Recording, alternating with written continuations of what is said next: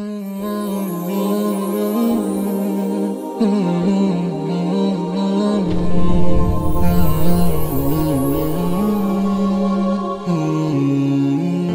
আলাইকুম রহমতুল্লাহি ওয়া বারাকাতুহু। বিসমিল্লাহ ওয়াসসালাতু ওয়াসসালামু আলা রাসূলিল্লাহ ওয়া বা'দ। এবারে রমাদানকে মোর প্রোডাক্টিভ করার জন্য আমাদের করণীয় কি? আমাদের এবারে রমাদানকে যদি অন্যরকম রমাদানে রূপান্তরিত করতে চাই, তাহলে আমাদেরকে ব্যাপক প্রস্তুতি নিয়ে নামতে হবে, এবং এই কারণে আমরা ধারাবাহিক আলোচনায় আপনাদের কাছে রমাদানকে মোর প্রোডাক্টিভ করার জন্য কিছু টিপস এবং টেকনিক আলোচনা করব। প্রথম পর্বে আজকে আমরা যেটি আলোচনা করতে চাই তা হলো মেক দিস রমাদান, অর্থাৎ এবার রমাদানটাকে অন্যরকম রমাদানে রূপান্তরিত করুন, এবং তার জন্য আমাদের কি প্রস্তুতি নেওয়া দরকার।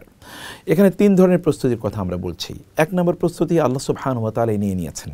আল্লাহ সুবহানাহু ওয়া তাআলা রমাদানকে অল্প কয়েকটি দিনের মধ্যে সীমাবদ্ধ করে রেখেছেন। আল্লাহ বলেছেন আইয়ামা মা'দুদাত, অর্থাৎ অল্প কয়েকটি দিন, সেটি 29 দিন অথবা 30 দিন। এটিকে আল্লাহ সুবহানাহু ওয়া তাআলা 6 মাস অথবা 1 বছর বানান না, ফলে আল্লাহ তাআলা এটিকে প্রস্তুত করে দিয়েছেন আমাদের জন্য। আর দ্বিতীয়ত হচ্ছে মানুষের সবচেয়ে বড় শত্রু শয়তানকে আল্লাহ সুবহানাহু ওয়া তাআলা বন্দী করে রাখেন, দুষ্ট জিনগুলোকে আল্লাহ তাআলা বন্দী করে রাখেন।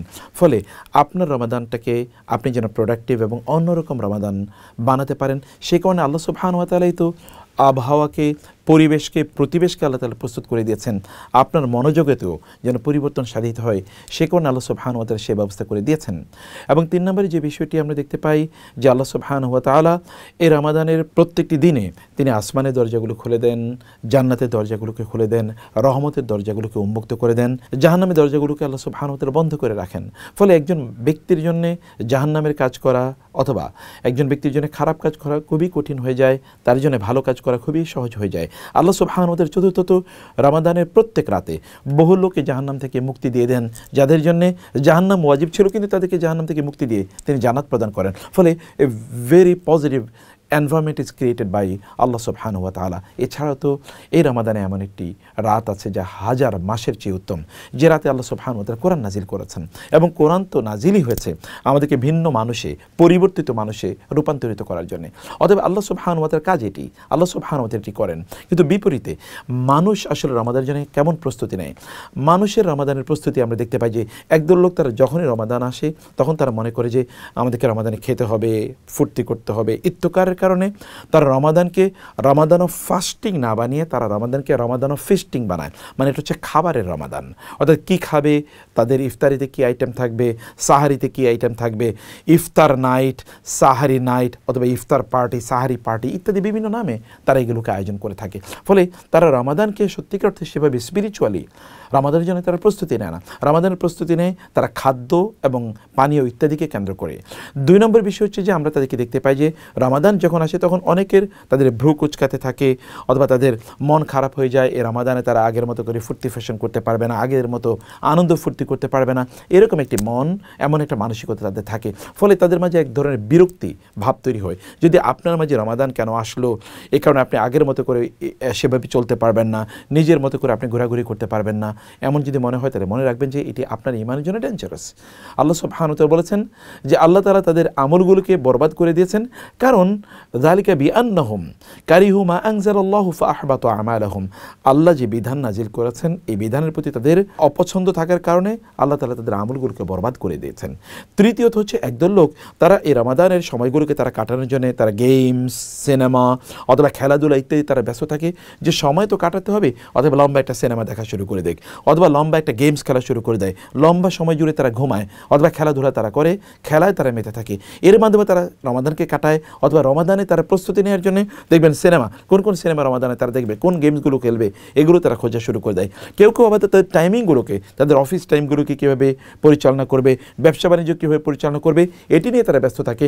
ইবাদতকে কেন্দ্র করে তাদের সময়গুলোকে তারা নির্ধারণ করে না, বরং ব্যবসায়িক মানসিকতা থেকে তাদের সময়গুলোকে তারা নির্ধারণ করে। আবার কাউকে কাউকে দেখবেন রমাদানে তারা ওই মসজিদগুলি খুঁজে খুঁজে বেড়ায় যেখানে ছোট করে তারাবি পড়া হবে, ছোট তেলাওয়াত করা হবে, অথবা যেখানে তারা মোটামুটি তাদের ইবাদতগুলো সেরে তারপরে তারা নিয়মিত যে সকল কার্যকলাপ এগুলোতে ঢুকে যেতে পারে। এইভাবেও কিছু লোক তারা রমাদানের জন্য প্রস্তুতি নেয়। কিন্তু ইমানদাররা রমাদানের জন্য কীভাবে প্রস্তুতি নেয়? ইমানদাররা রমাদানের জন্য 1 নম্বর প্রস্তুতি নেয় তারা আল্লাহ তাআলার কাছে দোয়া করার মাধ্যমে। আল্লাহকে বলে, হে আল্লাহ, যেমনিভাবে সালাফরা বলতেন, হে আল্লাহ তুমি নিরাপদে আমাদেরকে রমাদানের কাছে পৌঁছে দাও। সালফে সালেহিন তারা আগের রমাদানের জন্য 6 মাস ধরে দোয়া করতেন যেন আল্লাহ আগের রমাদানের ইবাদতগুলো কবুল করে নেন এবং এবারে রমাদানে যেন তারা নিরাপদে সুস্থতার সাথে ইবাদতগুলো করতে পারেন।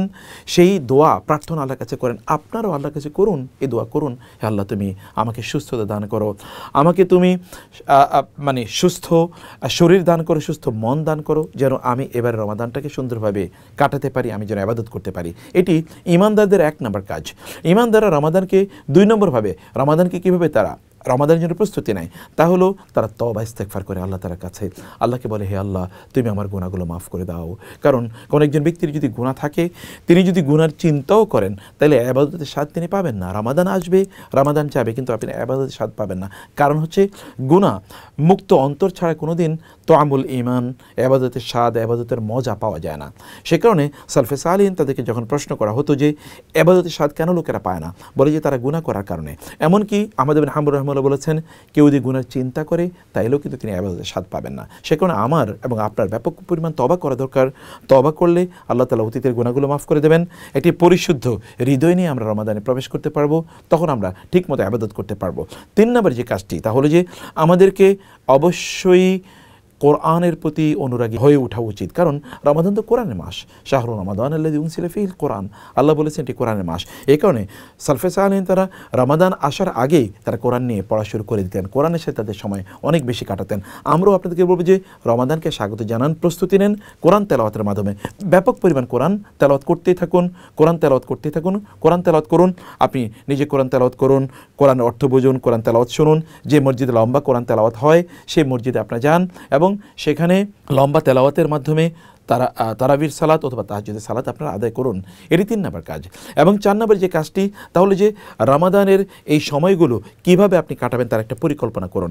সকালে আপনি কিভাবে সময় কাটাবেন, আপনি সকালে কি তাসবিহ তাহলিলগুলো করবেন, সন্ধ্যায় কি তাসবিহ তাহলিল করবেন, দুপুরে কোন তাসবিহ তাহলিল করবেন, আপনি কোন ইবাদত কখন করবেন, এবং আপনি শুধু তাই না আপনার দুনিয়াবী কার্যকলাপগুলো আপনি কিভাবে পরিচালনা করবেন। রমাদানের স্পিরিটটাকে সামনে রেখে এই কাজগুলো আপনাকে করতে হবে। রমাদানের স্পিরিটটাকে সামনে রেখে যেন রমাদানের কার্যকলাপ যেন দুনিয়ার কোনো কাজের কারণে ব্যাহত না হয়, এটি করতে হবে। এবং 5ম যে বিষয়টি তাহলে যে এই রমাদানের সুখগুলো অন্যের সাথে ভাগাভাগি করে নেন। অর্থাৎ আপনি ইফতার করবেন, অন্যরা ইফতার করতে পারবেন, এরকম যেন না হয়।